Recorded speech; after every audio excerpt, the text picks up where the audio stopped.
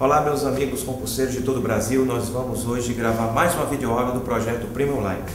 A aula de hoje é uma aula de exercícios e nós abordaremos duas questões, uma da Fundação Carlos Chagas e uma da CES Gran Rio. Os assuntos são Excel e Hardware. Então vamos à primeira questão. Eu preparei aqui uma questão, tá certo, que tem surpreendido muita gente nas provas de informática da maioria dos concursos. Essa questão da Fundação Carlos Chagas para o cargo de técnico de auxiliar de administração. Eis a questão. Dadas as células da planilha Excel com os respectivos conteúdos, A1 igual a 20, B1 igual a 30 e C1 igual a A1 mais B1. Selecionando a célula C1 e arrastando-a pela alça de preenchimento até a célula E1. Esta última apresentará o resultado. Muito bem, vamos ao quadro. Eu coloquei, tá certo, os dados da questão aqui para que vocês pudessem entender melhor a questão. A questão fala que o valor de A1 é igual a 20, o valor de B1 é igual a 30 e o valor de C1 é uma fórmula, igual a A1 mais B1. Nós temos um quadro aqui, né, uma réplica aqui da planilha do Excel, com os valores nas suas respectivas células. Ele quer saber o seguinte: eu preciso arrastar pela alça de preenchimento. Para quem não sabe o que é a alça de preenchimento, é o pequeno quadrado que aparece do lado inferior direito do seletor, este que eu estou apontando. Então eu vou arrastar a alça de preenchimento da célula E1 até da célula C1 até a célula E1. E ele quer saber justamente qual é este valor. Veja só, qual é o papel da alça de preenchimento? Qual é a função da alça de preenchimento? É copiar o conteúdo da célula em questão para a célula, tá certo, adjacentes, vizinhas, seja na horizontal, seja na vertical. Só que eu estou arrastando o conteúdo de uma célula, que é uma fórmula. E é aí onde essa questão surpreende muita gente. Tá certo? Então vamos à explicação. Na célula C1, como eu falei para vocês, eu tenho aqui uma fórmula, A1 mais B1. Ok? E eu preciso copiar, tá certo, essa fórmula para a célula E1. Então eu preparei aqui um procedimento que vai facilitar a vida de vocês para qualquer situação, não apenas para essa questão. Vejam só, eu preciso calcular qual foi a variação de colunas e linhas entre a célula que tem a fórmula original, tá certo, e a célula para onde eu estou copiando, fazendo uso da alça. Para isso eu preciso calcular a variação de colunas e linhas entre a célula original e a célula para onde eu estou copiando. Então, se eu estava na coluna C e fui para a coluna E, eu variei de duas colunas. Coluna C, né? Fui para a coluna D e depois para a coluna E. Mas eu permaneci na mesma linha, né? A linha 1, permaneci na linha 1, a variação foi zero. Então, essa variação é o número de colunas que eu variei entre a coluna C e a coluna E e o número de linhas que eu variei na linha 1, tá certo? E a linha 1. Então, eu aplico essa variação na fórmula para descobrir a nova fórmula, em função dessa variação. Como? Por exemplo, coluna A mais duas colunas é a coluna C. Como não houve variação de linha, a gente repete a linha.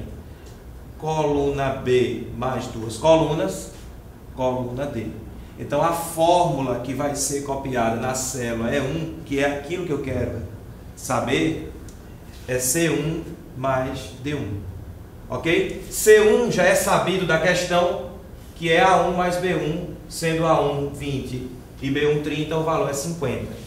Só que D1 eu não sei. E muita gente poderia achar na questão que, como não há informação na célula D1, essa informação poderia ser zero e, consequentemente, a resposta seria 50, e nós temos essa alternativa como a letra A. Então, muita gente nessa questão marcaria a letra A, tá certo? E aí é onde mora o perigo. A resposta não é a letra A. Por quê? Porque tem um detalhe. Quando eu arrastei a célula C1 pela alça de preenchimento, eu passei necessariamente por D1. Então, se eu passei por D1, eu tenho um valor em D1 que eu preciso calcular. E é onde nós vamos ver aqui embaixo.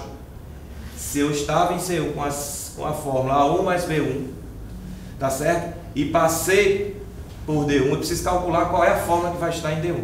Então o procedimento é o mesmo que eu fiz anteriormente, gente. Ó, eu estava na célula, na coluna C, tá certo? E fui para a coluna D. Qual foi a variação? Uma coluna.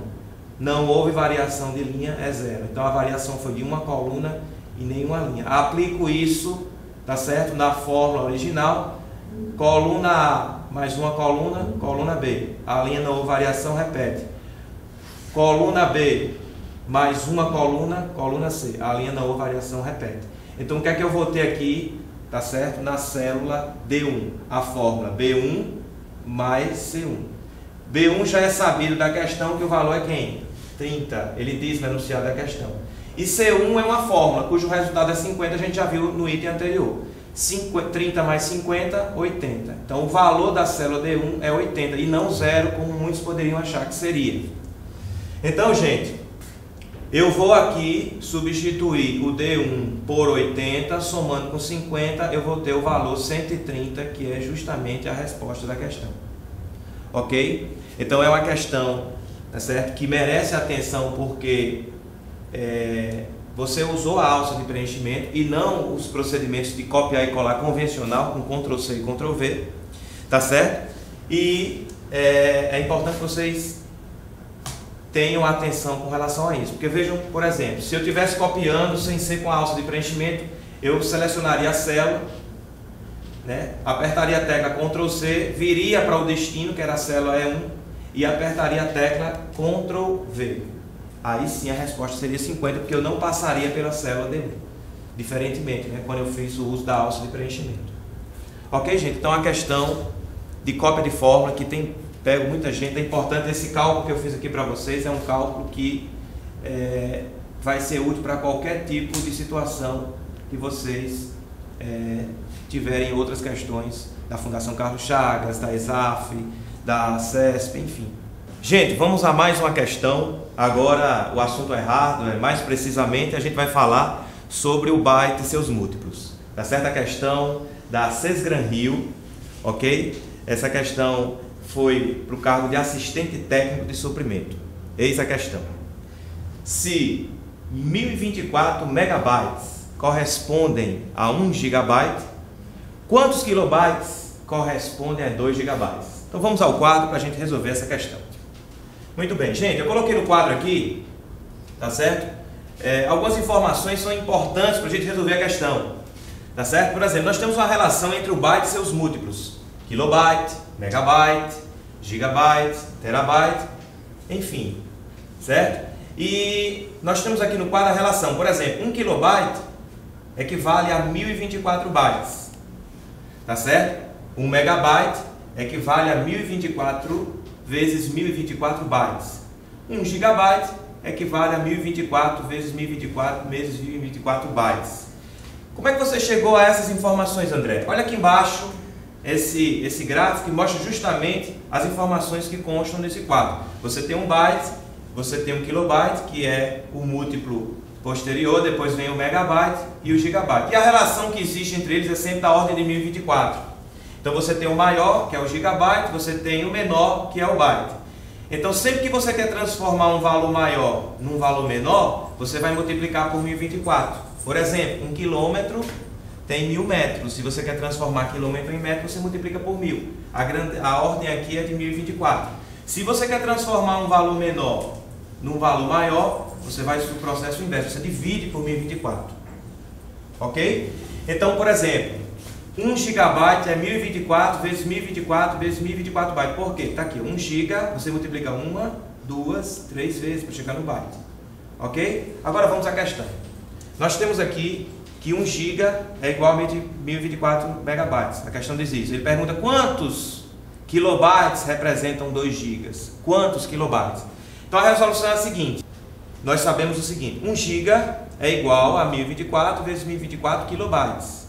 Se vocês olharem para cá, está faltando um 1024, mas ele quer saber a resposta em kilobytes e não em bytes. Então eu não preciso multiplicar por 1024 mais uma vez.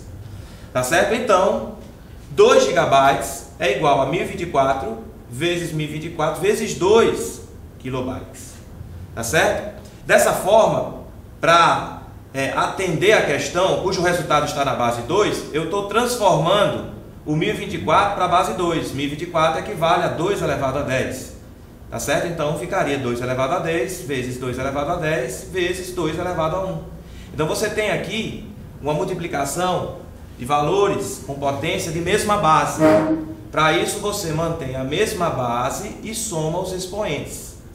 Então ficaria 2 elevado a 10 mais 10 mais 1. Logo 2 elevado a 21. Então essa é a resposta da questão, certo? A letra E. Gente, então essa foi mais uma das questões do nosso projeto PM Online. Até a próxima com mais uma questão de informática, tá certo? No nosso projeto PM Online. Até lá.